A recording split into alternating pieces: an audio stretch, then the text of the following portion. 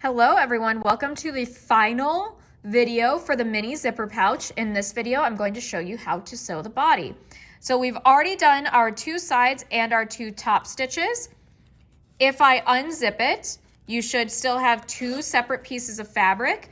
If you do not have your two flaps of fabric, then you have done something incorrectly and need to grab a seam ripper. In order to sew the body, you're going to unzip your zipper pouch to about halfway. Then what you're going to do is fold it so the zipper is in the middle.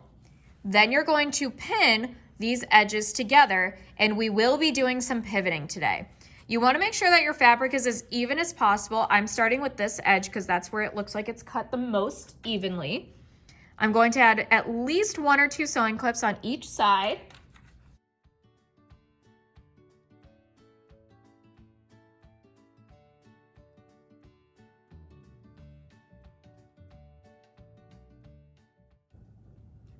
Again, adding a second sewing clip.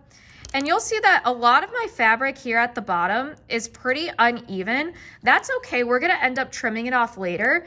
All you wanna do is make sure that you sew where the shortest piece of fabric is, because if I sew down here, then nothing's actually gonna catch this green fabric.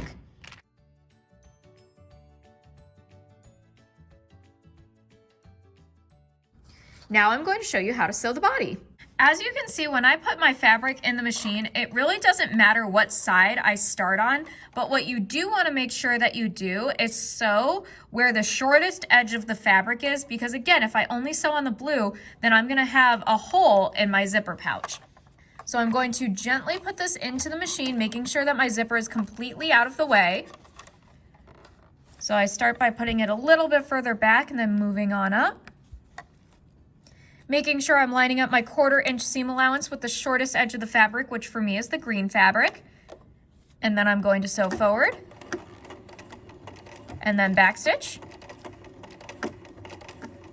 and then sew forward again, all the way to where that first corner is.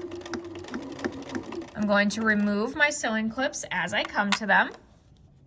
And again, I'm lining up the edge of my presser foot with the edge of my green fabric, because if I line it up with the edge of the blue fabric, there is a chance that I would have a hole in my zipper pouch.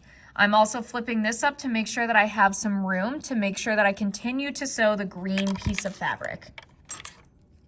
I'm removing the sewing clips as I'm coming to them and continuing to sew forward. Now what I'm going to do to double check is put my needle all the way down in my fabric, because eventually I will go to pivot. I'm going to lift up my presser foot and gently flip up my fabric. I can see that my needle is going all the way through the green fabric. So I'm gonna go ahead and pivot, put my needle down, and then continue to sew forward. Now you'll notice that I'm not lining it up with the green edge of the fabric this time. That's okay, because I want to make sure that I'm sewing my shortest piece of fabric. So I'm making sure to just go as straight as I can. You can self-correct as you go, and we can always trim off those extra bits of fabric as we get closer to the end. So again, I'm sewing forward and removing the sewing clips as I come to them. Sewing as straight as I can. If it's not perfect, that is okay, but you do want to make sure that you're always sewing your shortest edge of your fabric.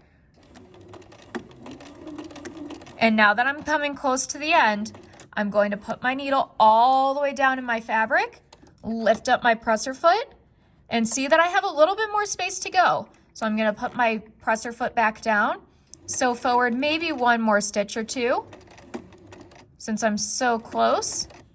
Now I'm going to put the needle all the way down in my fabric, lift it up, make sure that I have all of the pieces of fabric in where I'm going to be sewing, and then I'm going to pivot. But now you'll see I'm not quite at a 1/4 inch seam allowance. I went a little bit too far. So I'm going to lift up my presser foot again, rotate backwards, put my presser foot back down, press my reverse button, and go back a stitch or 2. Now I'm going to go forward 1 more stitch because I still didn't quite line it up the way that I wanted to. And now I'm going to turn, which should lead me to about a perfect 1/4 inch seam allowance. It is a little bit off. That's okay. all of my pieces of fabric are still about to get sewn. So that's okay. Now I'm moving forward, sewing all the way to the end. Again, making sure that my zipper and my top stitches are out of the way. Sewing all the way up to the top, back stitching once I get to the top. And now I'm going to lift up my presser foot, take the project out of the machine, cut off my loose threads, and I'll show you how to finish it up. All right, so this is your zipper pouch once you've taken it out of the machine. There's a hole right here, and that's where you're eventually going to be able to turn it inside out. But before we do that, I want to make sure that I trim off all of this extra fabric so that way I have more room to store things inside the zipper pouch. You can see my back stitch up at the top on either side, and you can see my pivots. You can even see where I back stitched a little bit in the pivot. Again, that's totally fine. If you don't care about exactly being a 1/4 inch seam allowance, that's okay, but it is a best practice to sew at a 1/4 inch seam allowance so that way your fabric does not accidentally unravel. Now I'm going to go ahead and trim my fabric. I'm going to use a pair of shears and I'm going to check to make sure which side of my fabric is the shortest. This side has less fabric than this side, so I'm going to trim on this side to make sure that I don't accidentally cut my stitching line. And I'm just going to go ahead and cut straight across so it looks like I have a little bit closer to a 1/4 inch seam allowance. Remember that you don't want to get too close to your stitching line because then you might accidentally ruin your project. I can then throw those scraps away. And now I'm going to look at this side. Clearly, I have quite a bit of extra fabric, but I don't have as much extra fabric on this side as I do on this side. So I'm going to cut looking over here, and I'm just going to take off a little bit, not a ton, just to make everything look super even. Trying to keep it as straight as possible.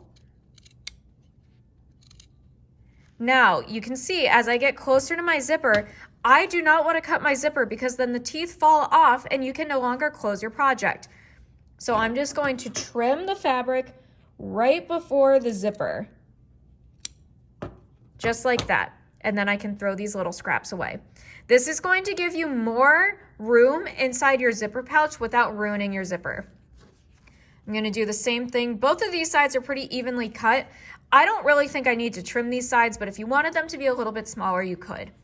Now what I'm going to do is flip it inside out, which sometimes can be a little hard.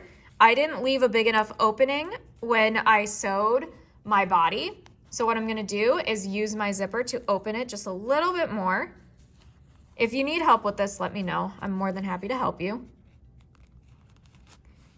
And now I'm going to flip it inside out, pushing out the corners so that way they're nice and sharp, because I will grade on that. If you don't push out the corners all the way, I will take off some points because that's part of finishing your project. Flipping it inside out, or sorry, right sides out.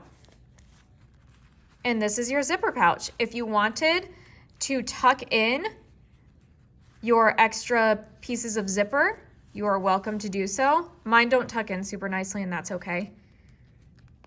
But then you can close your zipper pouch, and that's it. That's your whole project. Mine kind of looks a little weird because my fabric was cut unevenly, but this is what it's going to end up looking like, and it's like a little mini coin purse. So that's it. Thank you very much for watching. Please put your rubric inside the zipper pouch and make sure you close it so that way I know which pouch is yours, and I will get these graded as soon as possible. Thank you very much for watching.